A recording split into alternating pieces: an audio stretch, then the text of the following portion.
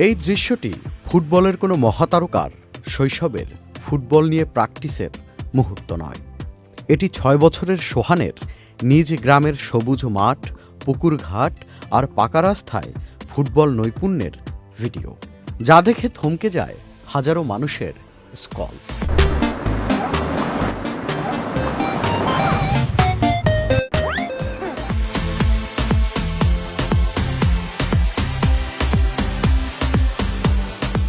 খালি পায়ে ফুটবল খেলতে থাকা সোহানের ড্রিবলিং, বল নিয়ন্ত্রণ আর আত্মবিশ্বাস দেখে বিস্মিত নেটিজনেরা।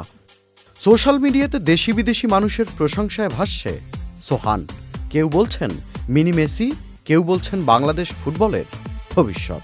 চাঁদপুরের মতলব উপজেলার সাড়েপাচানি গ্রামের শিশু সোহান আধুনিক একাডেমি বা পেশাদার প্রশিক্ষণ ছাড়াই গ্রামের মাঠ আর একটি ফুটবলকে সঙ্গী করেই তার বেড়ে ওঠা।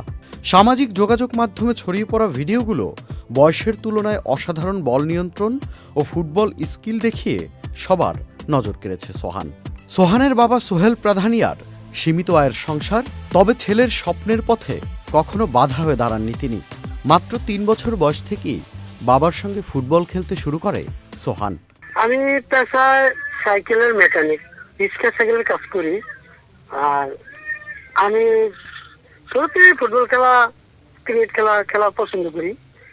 আর সোহানের আমি আমার ইচ্ছা ও যাতে দেশের ভালো কিছু করে, দেশের মুখ উজ্জ্বল করে। আমি আশা করি আজ থেকে 2 থেকে 3 বছর ধরে ওর খেলা শিখাইতেছি আমি।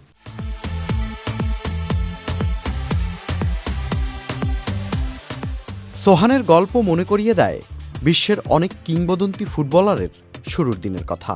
Lionel Messi, Neymar junior, Sadio Mane কিংবা মোহাম্মদ সালার কথা। প্রত্যেকেই সীমাবদ্ধতা পেরিয়ে উঠে এসেছেন প্রতিভা আর পরিশ্রমের জোরে।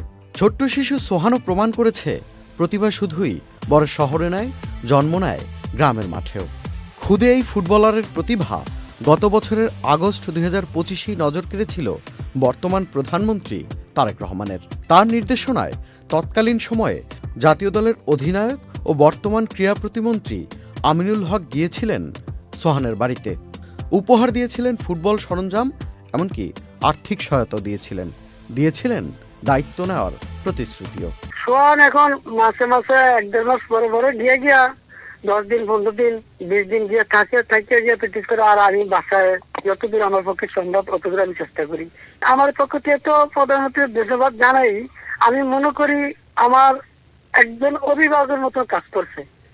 আমি খুব খুশি, আমি অনেক খুশি, আমার ফুল ফ্যামিলি খুব খুশি। আজও পর্যন্ত খরচ দেয়, এরপরে আমাদের ক্রীড়া প্রতিমন্ত্রী বেড়া খোঁজখবর লয়। এখন সময় অপেক্ষার।